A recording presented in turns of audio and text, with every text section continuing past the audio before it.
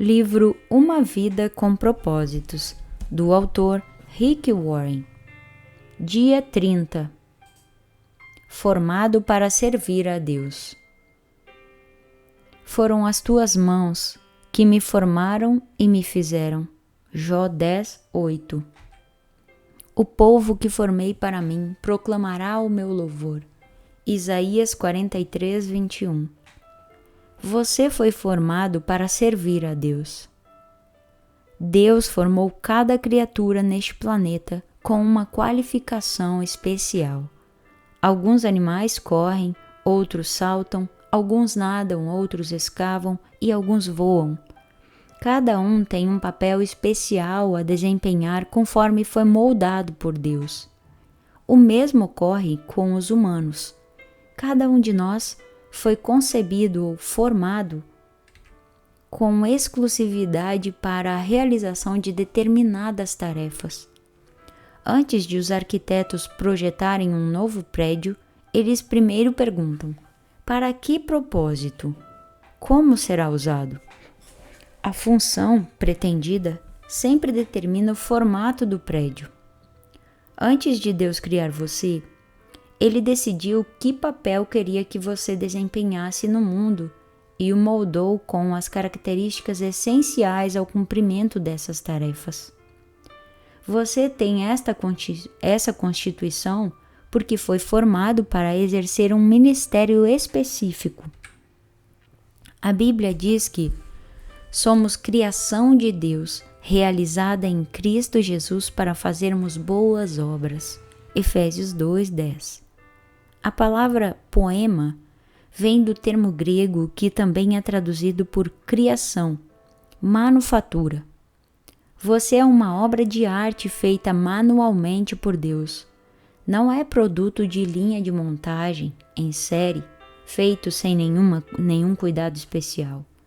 Você é uma obra-prima original, exclusiva e criada sob medida.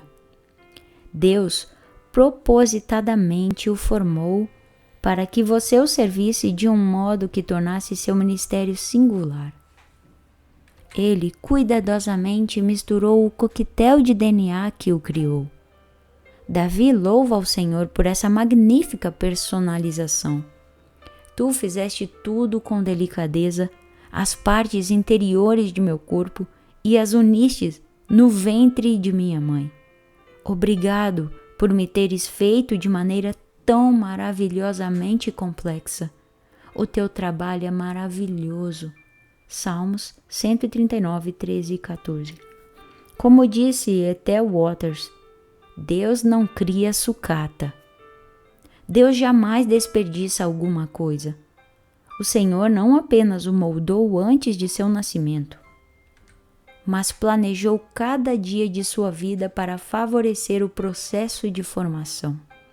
Davi continua: cada dia da minha vida foi registrado no teu livro. Cada momento foi determinado antes mesmo que um só dia houvesse passado. Salmos 139, 16. Isso significa que nada em sua vida é insignificante. Deus usa tudo o que acontece visando moldá-lo para o ministério e torná-lo habilitado para a obra do Senhor. Deus jamais desperdiça alguma coisa. Ele não lhe daria habilidades, interesses, talentos, dons, personalidade e experiência de vida, a menos que pretendesse usá-los para a glória dele. Identificando e compreendendo esses fatores, você pode descobrir a vontade de Deus para a sua vida. A Bíblia diz que você é maravilhosamente complexo. Você é uma combinação de múltiplos fatores. Para ajudar a lembrá-lo de 5 desses fatores, criei um acróstico simples. FORMA, F-O-R-M-A. Neste último capítulo e no próximo, conheceremos esses 5 fatores e em seguida explicarei como descobrir a usar sua forma. Sua forma. Como Deus lhe dá forma para o ministério. como Deus lhe dá forma para o ministério. Toda vez que Deus nos dá uma missão, Ele nos capacita com o que precisamos para realizá-la. Essa combinação sob medida de suas capacidades é a forma. Formação espiritual, opções do coração, recursos pessoais, modo de ser, áreas de experiência. Formação espiritual, opções do coração, recursos pessoais, modo de ser, áreas de experiência. Forma, esclarecendo sua forma espiritual. Deus dá a cada cristão dons espirituais para serem usados no ministério. Romanos 12, 4 a 8, 1 Coríntios 7, 7 e também 1 Coríntios 12, Efésios 4, do 8 ao 15. São habilidades especiais, exclusivas dos que creem, concedidas por Deus para que o servimos. São habilidades especiais, exclusivas dos que creem, concedidas por Deus para que os sirvamos. A Bíblia diz: quem não tem o Espírito de Deus não pode receber os dons que vêm do Espírito. 1 Coríntios 2, 4. Não podemos adquirir dons espirituais, nem mesmo merecê-los. Por isso, são chamados dons. Eles são a expressão da graça de Deus para conosco. Cristo generosamente repartiu seus dons conosco. Efésios 4, 7. Não é você quem escolhe os dons que gostaria de ter. É Deus quem os determina. Paulo explica: é o mesmo e único Espírito Santo quem distribui esses dons. Ele sozinho decide que dom cada pessoa deve receber. 1 Coríntios 12, 11. Deus aprecia a diversidade e deseja que sejamos especiais. Por isso, não há dom que seja concedido a todos. 1 Coríntios 12, 29 e 30. E ninguém recebe todos os dons. Se você possuísse todos os dons, não teria necessidade de mais ninguém. E isso destruiria um dos propósitos de Deus: ensinar-nos a amar uns aos outros e a depender uns dos outros. De nada vale um dom que não seja descoberto. De nada vale um dom não descoberto. Seus dons espirituais não foram concedidos para seu benefício, mas para benefício de outros, exatamente como outros cristãos receberão dons para beneficiar você. A Bíblia diz: um dom espiritual é dado a cada um de nós como meio de ajudarmos toda a igreja. 1 Coríntios 12, 7. Deus planejou dessa forma para que necessitássemos uns dos outros. Quando usamos nossos dons em conjunto, todos são beneficiados. Se os outros não usarem os dons, você será frustrado. Se você não usar seus dons, eles serão frustrados. Por isso, foi-nos dada a ordem para descobrir e desenvolver os dons espirituais. Você já parou para descobrir seus dons espirituais? De nada vale um dom não descoberto. De nada vale um dom não descoberto. Toda vez que esquecemos essas verdades básicas sobre os dons, ocorrem problemas na igreja. 2 problemas comuns são a inveja de dom e a projeção de dom. O primeiro ocorre quando comparamos nossos dons com os dons de outros cristãos e nos sentimos insatisfeitos com o que Deus nos deu, tornando-nos ressentidos e ciumentos do modo em que Deus usa os outros. O segundo ocorre quando esperamos que alguém mais tenha nossos dons, faça o que fomos chamados para fazer e se sinta tão entusiasmado quanto nós a respeito do dom.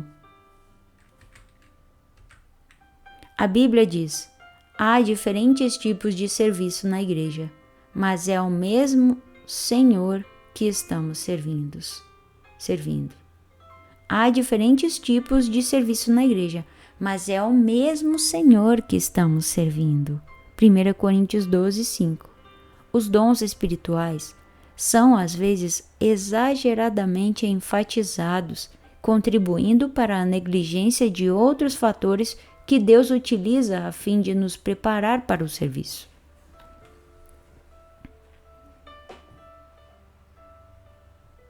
Os dons espirituais revelam uma chave que nos permite descobrir a vontade de Deus para nosso ministério. Mas eles, em particular, não formam o quadro completo. Deus também formou você de 4 outras maneiras. Forma, atentando para as opções do coração. A Bíblia usa o termo coração para descrever o conjunto de desejos, esperanças, interesses, ambições, sonhos e afeições que você possui. O coração representa a fonte de todos os estímulos. O que você gosta de fazer é o que mais lhe interessa. Ainda hoje, usamos a palavra nesse sentido quando dizemos: eu te amo de todo o meu coração. Formado para servir a Deus. Dia 30. A Bíblia diz: assim como a água reflete o rosto, o coração reflete quem somos nós. Provérbios 27, 19. Seu coração revela o você verdadeiro. O que você verdadeiramente é, não o que os outros pensam que você é, ou o que as circunstâncias o forçam a ser. Seu coração determina o porquê de você dizer as coisas que diz, sentir-se como se sente e agir da forma que age. Salmos 34, 7, Provérbios 4, 23 e Mateus 12, 34. Fisicamente, cada um de nós tem um batimento cardíaco único, assim como temos impressões digitais e padrões de íris e de voz singulares. Cada coração bate de maneira diferente. Impressiona saber que, apesar dos bilhões de pessoas que já viveram, ninguém jamais teve um batimento cardíaco exatamente igual ao seu. Do mesmo modo, Deus concedeu a cada um de nós um compasso emocional único, que dispara quando pensamos em assuntos, atividades ou circunstâncias que nos interessam. Instintivamente, importamos-nos com algumas coisas e desconsideramos outras. São pistas sobre onde deveríamos estar servindo. Outra palavra para coração é paixão. Existem certos assuntos que despertam nossa paixão, enquanto outros são indiferentes. Algumas experiências nos entusiasmam e prendem a atenção, enquanto outras nos desanimam ou entediam profundamente. Elas revelam a natureza de nosso coração. Enquanto você crescia, deve ter descoberto que se interessava intensamente por alguns assuntos que não despertavam o menor interesse em sua família. De onde vieram esses interesses? Vieram de Deus. Ele tinha um propósito em lhe dar esses interesses inatos. Seu compasso emocional é a segunda chave para a compreensão de sua capacitação para o serviço. Não ignore seus interesses. Tente descobrir como podem ser usados para a glória de Deus. Há uma razão para que você goste de fazer essas coisas. A Bíblia nos manda continuamente servir a Deus de todo o coração. Deuteronômio 11, 13, 1 Samuel 12, 20, Romanos 1, 9 e Efésios 6, 6. Ele quer que você o sirva apaixonadamente, não por obrigação. As pessoas raramente se destacam em tarefas que não apreciam ou que não lhes despertam paixão. Deus quer que você use os interesses naturais para servir a Ele e aos outros. Atentar para os impulsos internos pode indicar o ministério que Deus pretende que você desenvolva. Como você sabe quando está servindo a Deus de coração? O primeiro sinal revelador é o entusiasmo. Quando você está fazendo o que gosta de fazer, ninguém precisa motivá-lo, desafiá-lo ou inspecioná-lo. Você o faz com prazer. Não precisa de recompensas, aplausos ou pagamento, porque ama servir dessa forma. O oposto também é verdade. Quando você não se entusiasma com o que faz, é facilmente desestimulado.